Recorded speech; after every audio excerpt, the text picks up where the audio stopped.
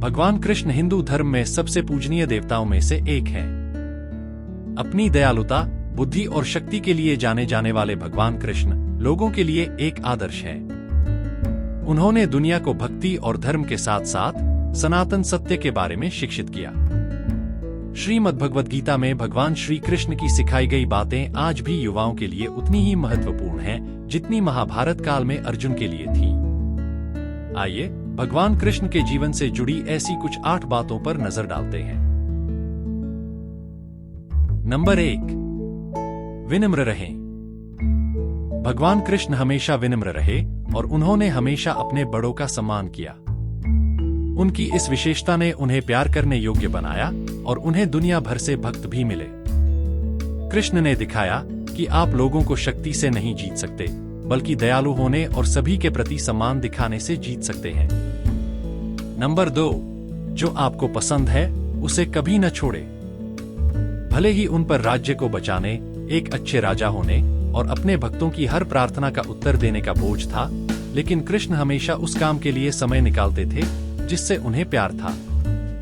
कृष्ण का बांसुरी और संगीत के प्रति प्रेम किसी को भी आश्चर्यचकित नहीं करेगा।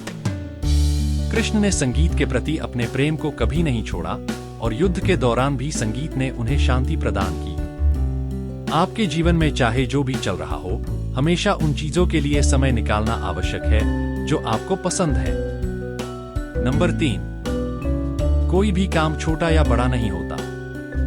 भगवान कृष्ण महाभारत की लड़ाई अकेले ही जीत सकते थे, लेकिन उन्होंने अर्जुन का मार्गदर्शन करना चुना और उनके लिए रथ चलाया।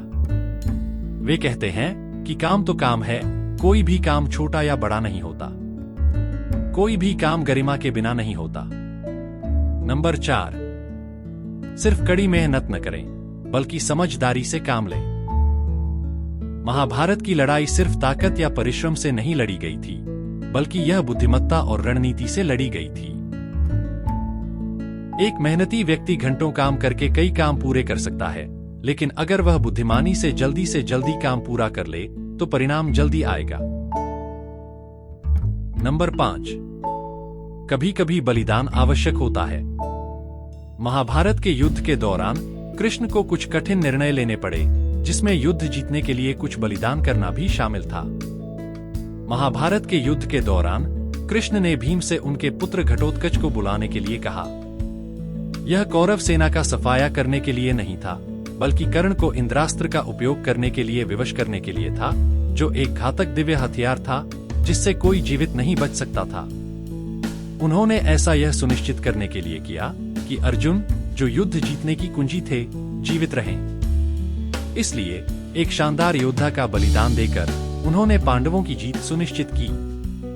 जीवन भी कभी कभी बलिदान की मांग करता है, चाहे वह अपने कंफर्ट जोन से बाहर निकलना हो या अपने अहंकार को दूसरे स्थान पर रखना हो। जीवन में सफल होने के लिए आपको कभी कभी त्याग और समझौता करने में सक्षम होना चाहिए। नंबर 6, दोस्ती और प्यार को महत्व दें। सुदामा कृष्ण के बचपन के दोस्त थे। कृष्ण के विपरीत वे गरीब थे। उनकी आर्थिक स्थिति अच्छी नहीं थी और उनका परिवार बहुत मुश्किल से दिन में 2 बार के भोजन का प्रबंध कर पाता था। वे एक बार श्री कृष्ण से कुछ सहायता या मदद मांगने के लिए मिलने गए, लेकिन जब वे कृष्ण से मिले तो उनमें हिम्मत नहीं थी और न ही वे अपने मित्र कृष्ण से अपनी समस्याएं साझा करने का साहस कर पाए। जब सुदामा अपने घर वापस लौटे तो वे आलीशान घर, सुंदर कपड़े और महंगे आभूषण देखकर आश्चर्यचकित रह गए। एक सच्चे मित्र होने के नाते कृष्ण ने सुदामा की समस्याओं को उनके बिना कुछ कहे ही समझ लिया। यही दोस्ती का सच्चा अर्थ है। सच्ची मित्रता विनम्रता और दूसरों को प्राथमिकता देने से ही बढ़ती है। नंबर 7, अपने लोगों के लिए खड़े होना।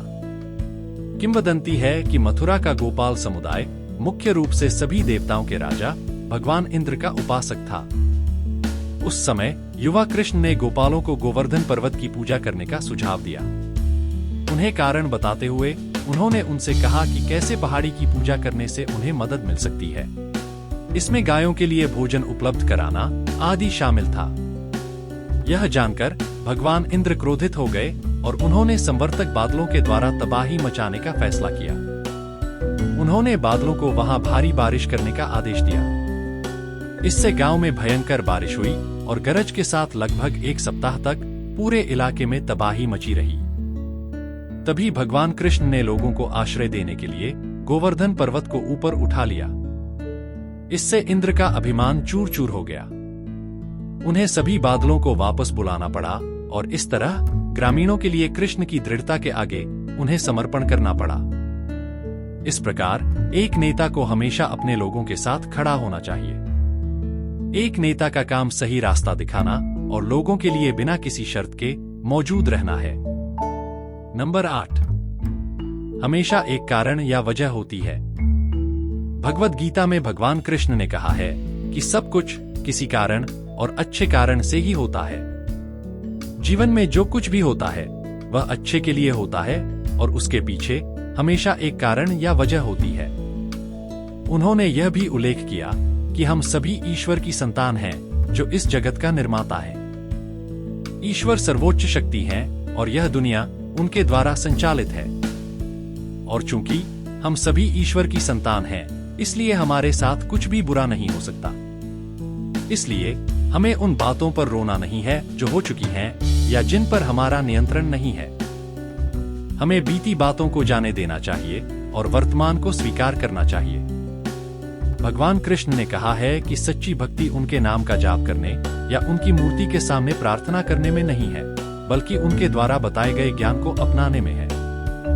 बोनस सबक: प्रलोभनों का त्याग करें। हम इस दुनिया में एक शिशु के रूप में आए थे और हमारे पास कुछ भी नहीं था। इस भौतिक दुनिया में कुछ भी हमारा नहीं है। वास्तव में यह केवल हमारे कर्म हैं जो हमें परिभाषित करते हैं। आज एक बच्चा अपने माता पिता का है, कल वह अपने जीवन साथी का होगा और बाद में उसके बच्चों का होगा। कुछ भी स्थिर नहीं है। हमें यह महसूस करने की आवश्यकता है कि ये मोह माया है जो हमें बांधे रखती है और हमारे मन के भ्रम हमें लालची और बेचैन बनाते हैं और हमें हमारे कर्तव्यों से दूर रखते हैं। हम जो कुछ भी कमाते हैं, बनाते हैं और बचाते हैं, वह हमारा शरीर छोड़ने के बाद दूसरों का हो जाएगा। हम अपनी आगे की यात्रा पर अपने साथ कुछ भी नहीं ले जा सकते। हमें खुद को मुक्त करने के लिए सांसारिक संपत्ति को त्यागना और पीछे छोड़ना सीखना होगा।